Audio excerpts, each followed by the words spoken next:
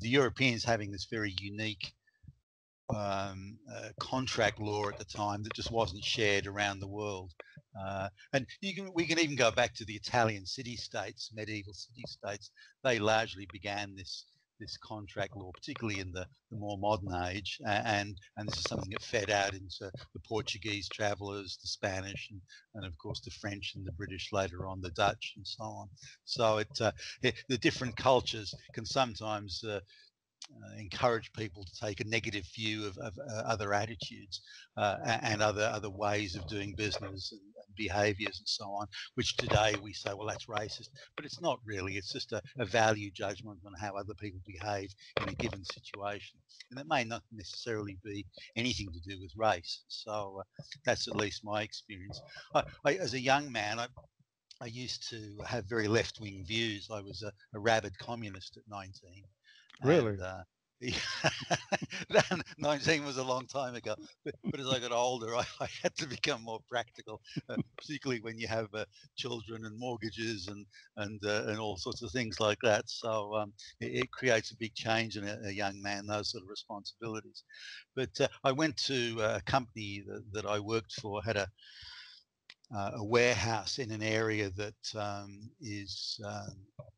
is very non-white, and in Sydney, and it was my first sort of direct experience with that sort of environment, and after watching and observing the people there and how self-destructive their behaviours were in terms of alcohol and various substance abuse, and just very self-destructive all around, I started to take a different view and realised that the easy sort of thing to do is to say that everyone else is racist, but the hardest thing to do is to understand the difficulties and the nuance and the details, and it's easy to have quick push button solutions, but when you're close up to those sorts of things, you need to have a broader view and understand that there are no quick, easy solutions, and sometimes it just takes a lot of hard work and a lot of understanding and so on.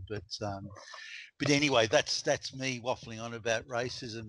But the big news is you moving out into the hinterland of Sweden. How far away from Stockholm are you thinking of moving?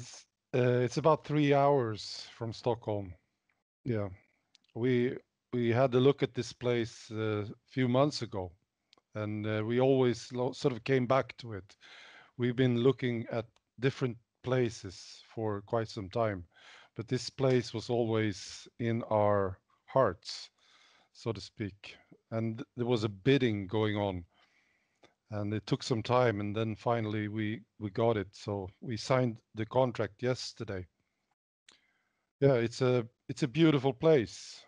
It's high up, and very nice garden. It's like 7.5 acres of land, so it's not that big, but it's a beautiful place, and we're looking forward to it.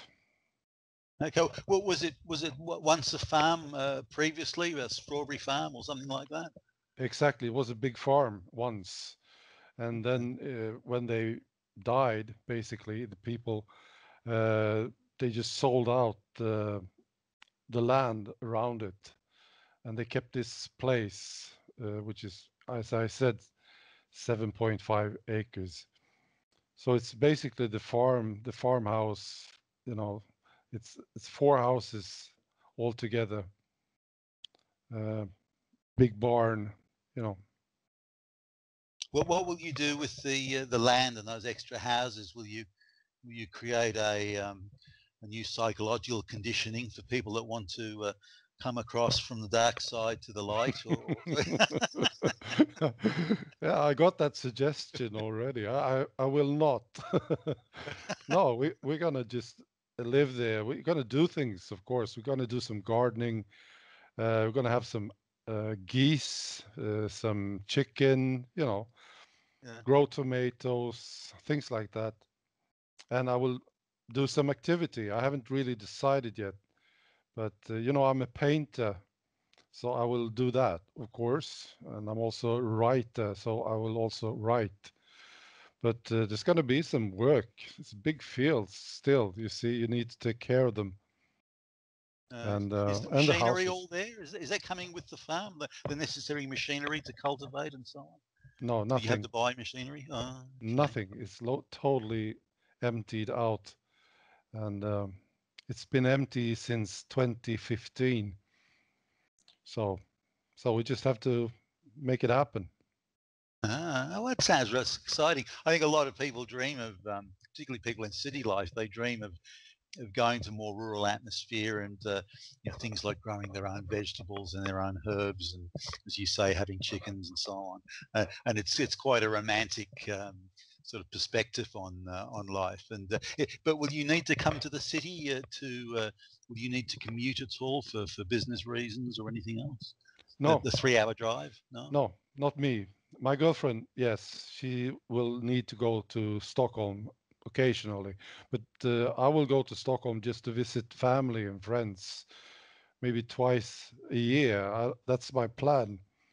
And then, of course, I will invite them out there. So no, I don't have to work. You know, I'm doing fine. So, and I'm soon to be retired. So I'm going to sell this house and sell my company and just do what I want to do.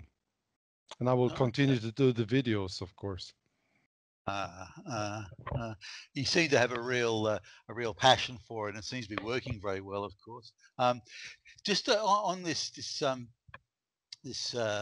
what's happening in Scandinavia, you mentioned in one of your videos about the Norwegian government signing or intending to sign the United Nations Migration Pact, which of course technically at least opens the door to mass migration to Norway. I was very surprised by this.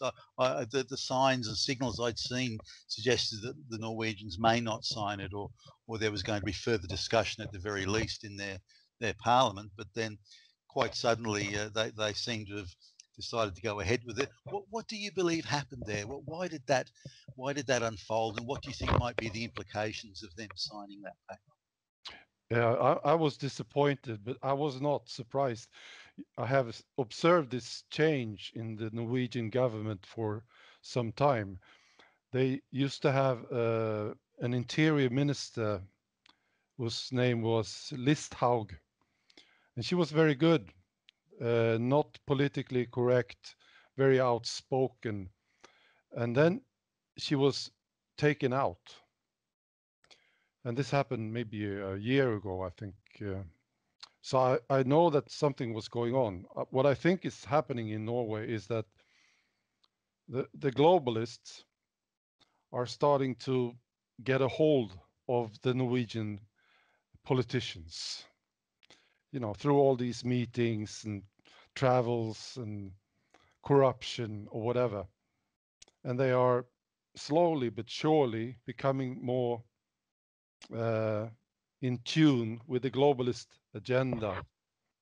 And that's what they are now. That's what I think. They are basically globalists, and their aim is to open the borders, really. If they can do it, that's another question, because the Norwegians, the citizens, are pretty, this is my opinion, they are pretty awake to these things. And you know, they know a lot about what's going on in Sweden. So there is a much more healthy debate in Norway compared to Sweden. So if they can do this, I don't know, but they will sure try. I'm certain about this. So I'm absolutely disappointed with the Norwegian politicians, but not surprised. Do you think there's a possibility that they could reverse their position and repudiate the pact, or do you think it's a done deal now? Nothing can change it. I don't know. I think they Yeah. will sign it, you know. Yeah. And I wouldn't be surprised if there is now a discussion in Norway from experts, uh, you know, wanting to get Norway back or into the EU. It's very hard, but I'm sure they will try this. So it's a globalist agenda. They are working. They are not giving up on Norway, you see. So it's just a matter of tricking the citizens, basically, or making them ignorant about the problems. And, all this bullshit propaganda. They are working hard for to get Norway back to or into the EU, and signing this United Nations Migration Pact is just one step. So that's what I think. I'm sad about this because I was very positive about the Norwegian government, just before Listhaug was removed. But now I'm worried, and I know I have some Norwegian friends, and they are absolutely worried, and there will be a fight in Norway too. I wonder what the attraction of Norway is to the globalists. It's a fairly sort of small. I think it's got a population of what, 4 million or something like that. I wonder why they put so much effort into getting that. Maybe it's that North Sea coastline and the fishing and the oil and the gas that's offshore. Maybe there are other things that play a role in this. But it seems although you can understand how they'd want to keep the United States in the globalist sort of family. You can see why they're so much after Trump and trying to break him down, because they've got to bring the United States back. It's 20% of the world economy. If they can't control the United States, the globalist that is, then they've got a real struggle on their hands. But Norway, it's what, a quarter of 1% of the world economy. It doesn't seem to make sense. I wonder if there's something else going on there that we're missing, that we're not seeing. What I think is that, they are not happy unless they have everyone on board. And I think they are disturbed by the fact that Norway is not in the EU. So they are just, they want it their way. That's the thing. And of course, it's a rich country, and they are strong. They have a strong position as diplomats, for instance, and people tend to listen to Norwegians, I think. So Yeah. they will not give up, and they are not. That's one of the things that I've realized while have been doing all these videos and doing research, is that this agenda is brutal. This globalist agenda, it's absolutely brutal, and it's planned all along. It's a definite plan, and they are not stopping. They are not stopping for anything. Just look at the UK now. This is despicable what they are doing to the UK, where you have a referendum and they would just won't let it happen. They will fight till the bitter end. And even if they lose, which they did in the referendum, they just don't give up. They just want this globalist idea all over the place. Everybody should be involved. Yeah, it's very interesting to watch this. It's scary, actually. I've been trying to plot when this globalization sort of plan really hatched in the minds of the elites. How far back was it? Was it the time of the Hart-Celler Act in the United States, when they changed the migration to accept non-white people into the United States as migrants, particularly from Mexico and so on? Was it 1965? Was it in the 70s after the oil shock? At what point? And I don't know the answer. But I'm interested. Maybe some of the viewers will have an opinion on that. But I'm trying to do video now on when did the globalization movement actually begin? Maybe as a plan or a concept or an idea at first, and then gradually took. Because I don't think it could really have started until the Berlin Wall came down. That had to be an unexpected developments that maybe accelerated the plans that they had, or maybe there were fresh plans made around that. But the globalists want all the economies of the world brought into into a global economy, and that wasn't really possible when there was China and the Soviet Union, the Soviet bloc, or all sort of cordoned off or behind the Iron Curtain, as they used to say. But once that the communism ended and China became more commercial with their communism, then that changed the whole landscape. And it was then, and particularly after, say, China signed the World Trade Organization treaty and came in there. So say from 1999 onwards, that's when it really started to accelerate. But the planning and the ideas must have occurred decades beforehand, because they won't let it go. They've planned it for so long, as you say, they won't let it go and they hang on tight. But I almost think that they're starting to lose now and they're panicking. And when people panic like that, they overreach and they start making silly mistakes. And I wonder what, if you look at Theresa May, and she has, as I understand it, no relatives or children. So what? Why would she sell out to the globalists, as I believe she is?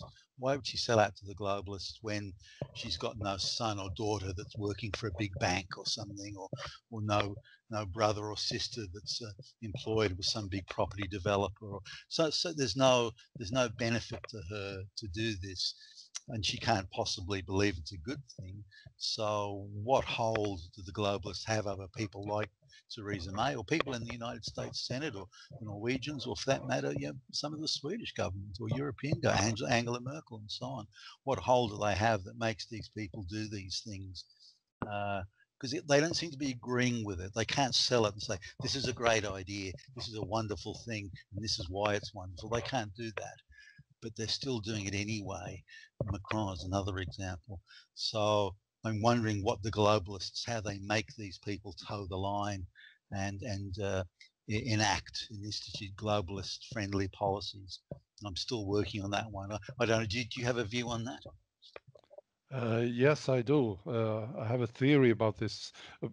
Globalism, I think, is the modern way to destroy civilizations and make people into slaves. That's my theory.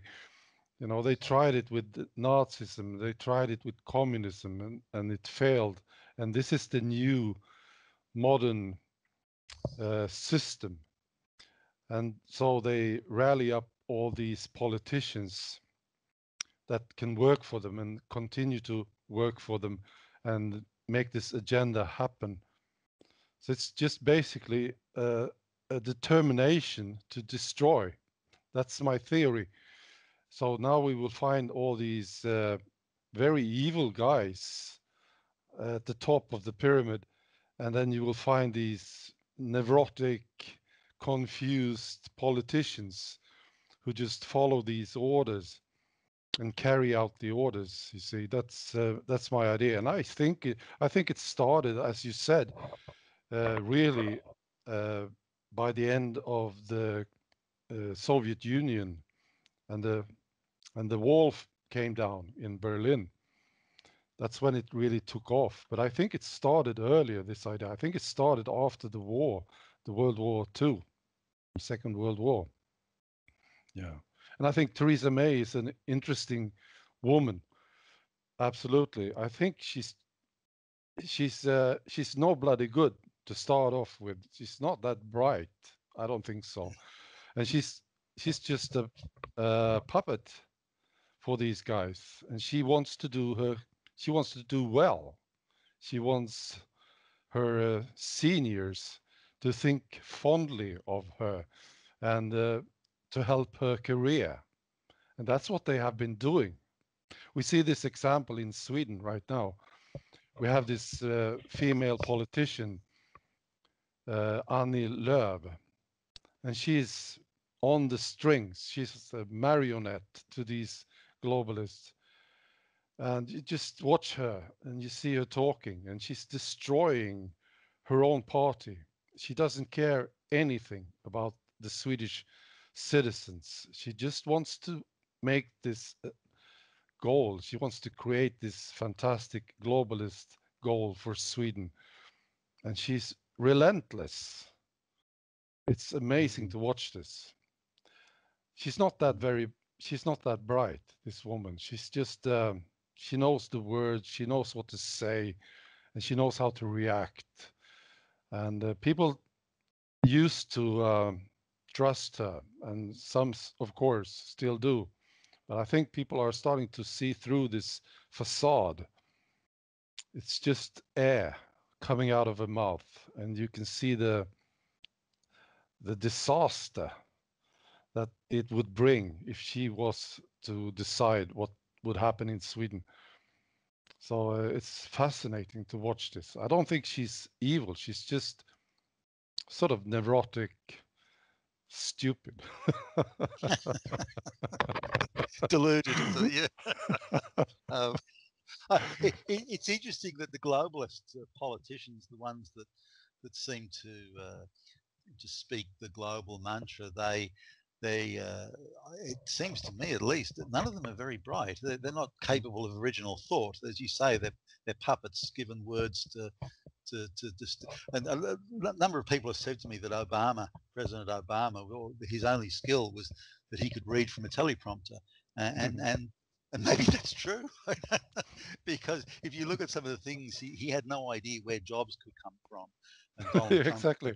President Trump, has brought a lot of these jobs back, and he seemed to have no understanding of the economy and the key things. So maybe, as you say, he's just a puppet, like this lady you mentioned in Sweden and elsewhere, Theresa May and Macron. Macron's a classic puppet, the guy who comes from nowhere, financial merchant banking background. Suddenly he's got all this support. It's got the fingerprints of globalists all over it. But I hope the Brexit thing sorts itself out, because it seems to be that every day is some new embarrassment or some new act of silliness, and it looks like it's not going to end well. No matter what happens, it's going to be unfortunate. But I hope the British people get it together. You mentioned in one of your videos about Macron, he's particularly disappointed you in some of the things he's been saying, particularly his criticism of President Trump and his issues with nationalism and his deliberate and foolish confusion that as soon as nationalism mentioned, it means everyone's a fascist or something. And that's completely absurd. The idea that your own country and your own the interests of your own country and your own population are important, to say that that means you're a fascist is absolutely ridiculous. And it annoys me whenever I hear it, because a lot of students at senior high school and university, they repeat this now. If you say Sweden first, that's it, Nazis and fascists and this and that, and it's quite ridiculous. And by doing that, he's it's like he's still at high school or university. He's still a kid running around. You're an Nazi. Yeah. It's ridiculous, and he's meant to be the president of one of the great nations of Europe, and he's saying these things, and I wonder who put him up to it, though. It's got to be this globalist script writers that Yeah. have said it.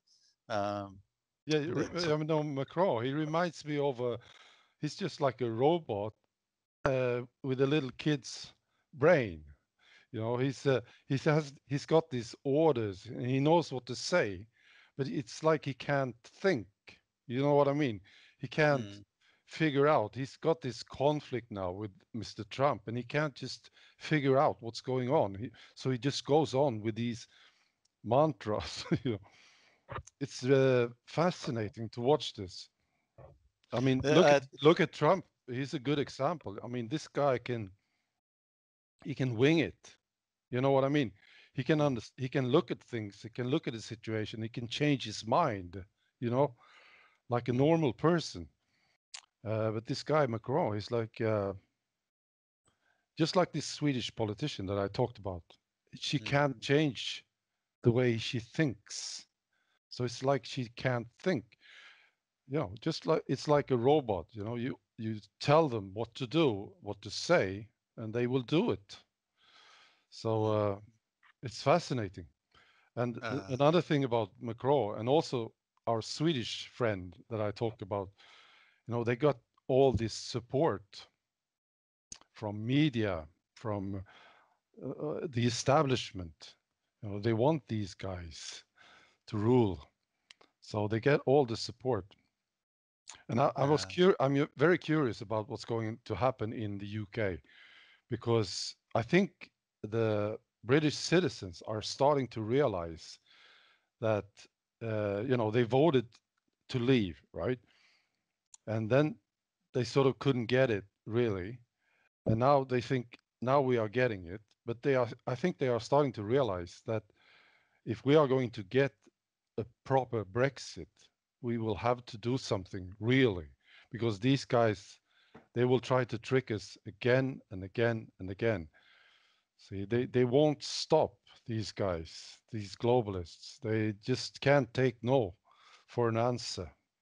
Just won't do it, you see. And it's fascinating to watch what's going on in the UK, because I this is my opinion. I think the British citizens are very much awake, and then they got a bit more awake, and now they are starting to realize that if they don't do anything, they are fucked. They won't get Brexit. So it's good to watch this, and I sure hope that they will get it. It's very important for all of us. Oh, yes, it is. And it's important that President Trump wins another term, I believe, in the United States as president. It's interesting that the globalists didn't need to tamper with the vote, the democratic vote, because they controlled all the major political parties. They controlled the media, they controlled academia, and they controlled the movie making, Hollywood, all that sort of thing. So they controlled the entire narrative, the entire message, and the political parties, and a lot of the public service even. So they didn't need to corrupt the voting process itself. It wasn't necessary because they controlled everything. Because it didn't matter which party was voted in; they all did the same thing.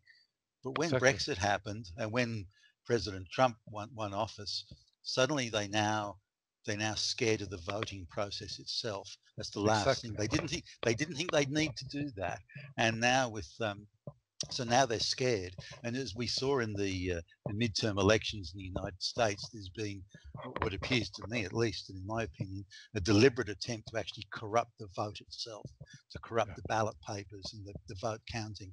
And that's the next step they have to go to. And that might be the point of overreach, because once they go there, they can't go back anymore.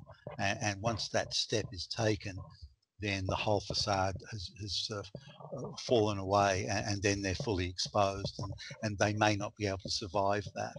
And it'd be interesting to see how that plays out, but I hope it doesn't, because if they corrupt the vote, particularly with the electoral college and vote counting in the United States, they've effectively ended the democratic process as we understand it, sort of the citizen voting and the citizen deciding which government they want and what government they want.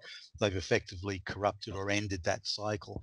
So maybe democracy, because democracy hasn't been around that long. It's only been around for 100 years. Maybe that democracy and voting, the people voting, is simply a blip in history that's about to be consigned to history as having no use or value to the globalists. And that's a pretty scary thought. Yeah, I think you're absolutely right.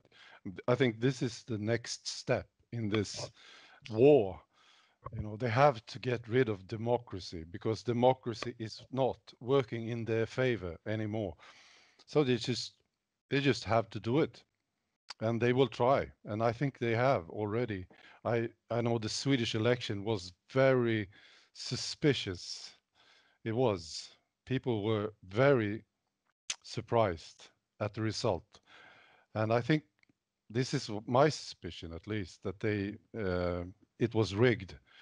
So that's the next step, and they already started. I think they are trying to get rid of free speech, for instance. They are working hard at this, and this is the vital part, of course, of democracy. They just have to get rid of democracy, or they will lose in the end. And I Uh, think if there is another UK referendum on the membership in the EU, I think they will try it. They will, yes, they yes, will I try think to so. rig that referendum. Yeah. Mm. Did you ever read or see the movie 1984, the George Orwell movie? Yeah. Did you ever see that? There was a version made in the late 1940s with, I think, Peter Cushing playing the lead role, and another version made in the 1980s with John Hurt, who playing the lead role along with Richard Burton and some others. And there's a scene close to the end where the John Hurt character, who's the Winston character, he he's strapped up to some table being tortured, and he says to the torturer, in the end, in the end, the people will beat you. They will tear you to pieces in the end. And I somehow I have that faith that in the end that the people and through the, whether it be through the democratic process or other expressions of the will of the people, I believe that in the end they will win. Maybe we need a longer time horizon to understand this or to see it, but it appears the globalists have been winning all the time up until very recently, really, up until Brexit and the election of President Trump. Really, it looked like the globalists had won, and now it looks like it's turning into a more even struggle. But it's still uncertain. It still hangs in the balance. But I hope in the end the 1984 prediction that the globalists will be torn to pieces. I hope that's more of the true reflection of the outcome than the other one, which is the people become, as you say, just become slaves to the globalists. Yeah, very very scary. very good. Yeah, this is so true. You know, why do the EU now want an army? That's the question, isn't it? I think, I think, I think they are aware of this threat against themselves. I mean, we're looking at these societies, and we think that these people are civilized, but they're really not. You know, when it comes down to it, they are as uncivilized as they ever were, and yeah, so they are in danger. These guys who are trying to enslave the world, basically. Yeah, So the history repeats itself, and for people who don't remember or understand it, they seem to forget that in Weimar Germany after 1919, the constitution required a 53% majority for any party or a combination of parties to form government, and 53% in an electoral process is quite a lot. Normally, it's the 50-51% type range, but so 53% was quite a lot, which meant it was very difficult for any party to form a clear majority unless it was in a large coalition. So the state was very weak and enfeebled, and they had quite a small police force. And the communists saw their chance, and they had these street gangs running around, beating people up and intimidating public officials and beating up judges and tax collectors and going into schoolrooms demanding that communist theory was taught and all these sorts of things. And so there was a counter street gang that was set up to oppose the communists, and that later on became what was known as the Nazi Party. But there were these street gangs running around running battles with pickaxe handles and knives and all sorts of things. And if you look at that struggle on the street, because of the state was too feeble and because the ideologies were in conflict, history in some ways is repeating itself now with the bringing in of a lot of migrants who were causing all sorts of unrest in the cities and elsewhere. And it seems to me that there's not a direct parallel, and I'm not suggesting that it's exactly the same today as it was then, but in terms of that paradigm of the conflict and the ideology and the inability to use the processes available at the time to sort it out, it seems to be that it's happening again, and that we're making the same as a race, and we're making the same mistakes as we made then, and that people are acting selfishly or too late, or they're not decisive enough. And we see things like Tommy Robinson and Count Dankula and so on, which inflame an already difficult situation, and you wonder, where are these things going to go, and will it be, as you say, a civil ending, and can people sort these things out? I don't believe so. As you've said a number of times, things probably have to get worse before they get better. yeah, this is true. I mean, if they take away democracy and people realize that democracy is taken away from them, people will get pissed off and they will react to it. And then the EU will need an army to protect their bureaucrats. Yeah, well, will that be the same street? Because it won't be an army in the common sense of in the idea of an army to invade or protect from invasion. It's going to be what a lot of people believe, effectively an internal militia force to suppress the population and to be turned against its own people. I don't know if an army would actually do that. Would they fire on their own citizens? I know that'll be an interesting one. That'll be the real test, because if the army won't fire on their own citizens, the globalists have lost immediately. So if they roll that dice, if they play that card, then they're betting everything on a single card, and that's for them. You'd think that would be a step too far. Just on the globalists, I at Oxford University, Steve Bannon, President Trump's former advisor, and I think he was the editor of Breitbart. He was at the university, and he was invited there to make a speech to the I think it was the students and students' union, and he gave quite a good speech talking about globalization, about the global financial crisis in 2008, the declining middle class in the West, the deindustrialization of the West. The Western jobs going to China, the heavily reducing purchasing power of particularly younger people in the West, so that they can't start families or buy houses, that sort of thing. I thought it was a pretty good speech, and it's online for anybody who wants to have a look. But then it came to question time. And the only questions these idiot students could ask, and this is Oxford University, we're not talking some third or fourth tier bullshit university from out the back blocks here. This is Oxford, so it's in the category with Harvard and the greatest universities of the world.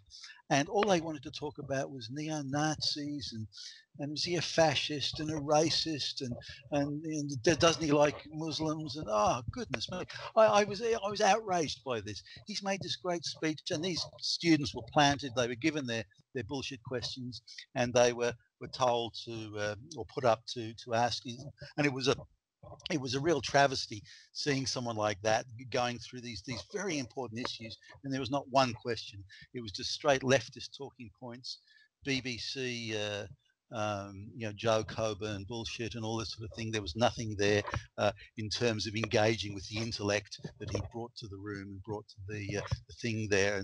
And I was deeply upset by it, insofar as this is where our students are going. It's like that girl in Sweden that got on the plane to stop the guy getting Erin Erson, whatever her name was. It's like she's replicated. It's like there's a factory and they just make people like her, and they just send them to all the universities, and that's it. That's all that's there. And I think you're right. It's a factory. so Yeah. so that's well, that's about all I had. Was anything else you'd like to go over or talk about? No, it's fine. It's nice talking to you again. Looking Okay, well, forward I to the. enjoy these. It's if we can do one a fortnight or one a week, it's up to you. Whatever you think's a good thing. It's very, I'll get a very good. copy of this over to you and see what you think.